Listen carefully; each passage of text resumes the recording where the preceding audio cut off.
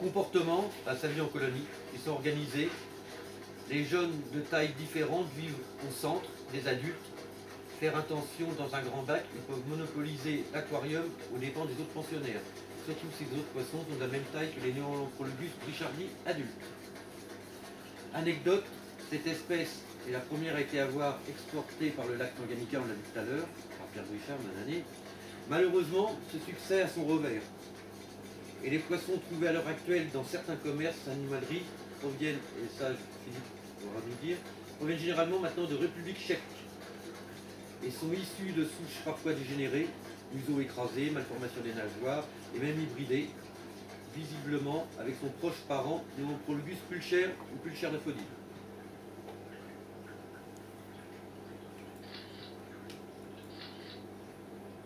Ça c'est du vrai, et beau. Avant de continuer sur les nouvelles variétés découvertes, on va parler un petit peu de ses cousins proches. Donc nous avons le Néolamprologus pulcher, de Vavasa et Paul en 52. On peut voir qu'il y a beaucoup plus de jaune que sur le Richardii. Donc l'espèce a une répartition incohérente entre Kalila en Tanzanie jusqu'au cap Shetika en Zambie et dans la partie sud-est du lac Tanganyika. Ah, attends.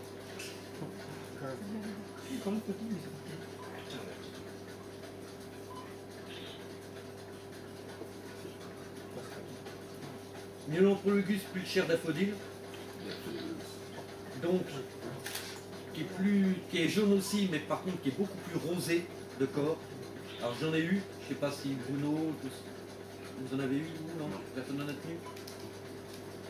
Alors c'est pareil que je veux dire à tenir, c'est pareil que le richardii, communauté, pulcher ou pulcher daffodil, pareil, c'est très beau, très envahissant.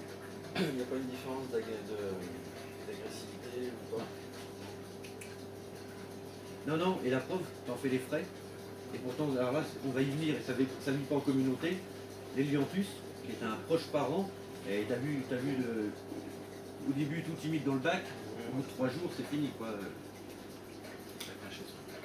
Donc répartition, pratiquement la même chose que le... Enfin, non, excusez-moi. La répartition se trouve là, elle se trouve à Catalamba, en bas du lac. Cette variété-là, donc celle dite daffodil. Le glacilis, qu'on voit beaucoup moins, en 89. Moins intéressant pour certains, parce que beaucoup moins coloré. Mais bon, ça n'enlève pas la beauté, pour moi, la beauté et la grâce du poisson. Mais c'est vrai que ça, on n'en trouve pas beaucoup. Donc répartition singulière sur les rives opposées de Kapampa, vous disiez, j'arrive plus sur l'Unangwa et République démocratique du Congo. Révélation, s'il en est besoin, de la liaison dans des temps antérieurs sur les côtes par assèchement de certaines zones hautes permettant aux poissons de coloniser de nouveaux espaces du lac. Alors ça c'est pareil, c'est un peu comme dans le lac Victoria, qui est moins touché, heureusement, mais l'assèchement, un peu les pollutions et tout, donc les poissons trouvent d'autres endroits pour se coloniser. L'Helianthus. Alors j'en ai également un couple, dont un autre que j'ai donné à Thierry. Alors la différence avec l'Helianthus puis tous ceux que vous venez de voir, c'est que contrairement aux autres, il ne vit pas en communauté. Il vit en couple. Il vit en couple et puis arrivé à une taille de 2-3 cm, il chasse ses alevins. Pourquoi? Alors ça, c'est pareil, ne me demandez pas, je ne sais pas poser le langage poisson. Il fait partie du complexe, mais il n'a pas du tout le même comportement que richardii, pulcher, glacilis qu'on a vu avant. Par contre, on revenait à ce que je viens de dire au niveau teigneux. Thierry peut l'expliquer un petit peu, explique un petit peu là tout ce que tu as fait, que tu as mis il n'y a pas longtemps, que tu as refait la réflexion de ton bac. Donc en fait j'ai un petit 200 litres dans le salon, mais il est assez allongé. Il fait 1 m 20 avec des angles de pluie. Et je me suis amusé à faire, déjà enlever la décampation, donc ça me donne un peu plus de profondeur. Et puis donc j'ai fait un décor rocheux, comme certains savent que je fais. Et une séparation au milieu, qui est un peu cachée par d'autres pierres, donc on ne voit pas trop. Donc ça fait bien deux territoires très distincts. Je fais un peu en plus, la pierre au milieu, elle empêche les coupes de se voir. Donc d'un côté un couple d'Helianthus, et de l'autre côté un couple de Chalinochromis Endoboy que j'avais ramené de Widenstadel l'année dernière. Et le premier soir où je les ai installés, les chalinos ont pris le dessus. Hein, ils allaient vraiment partout dans le bac. Les Helianthus étaient planqués dans les plantes. J'avais récupéré un peu des plantes comme ça.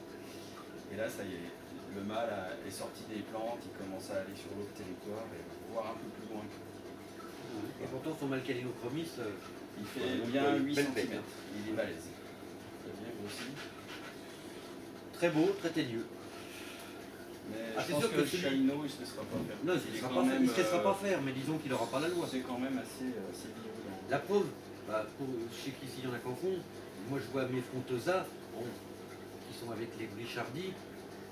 Brichardis avant de foncer sur le mâle frontosa qui fait les 7 cm. Bon, l'autre il se retourne gentiment, mais ça ne les dérange pas, ils ont pas, ça n'a pas la trouille. Autant les cylindricus, ils sont des fois plus hargneux, ne s'approchent pas du tout du frontosa. Le Brichardis, si le frontosa a le malheur de venir sur le territoire, les autres sont comme des fusées, bing bing, elles tapent dedans. Hein. Bon, l'autre il se retourne, je sais pas. Mais c'est vraiment. C'est chouette à regarder, quoi. Là, il y a de l'action. Hein. Pour faire plaisir à Eric, c'est pas comme les discus qui se baladent, qui se mangent pas. Au moins,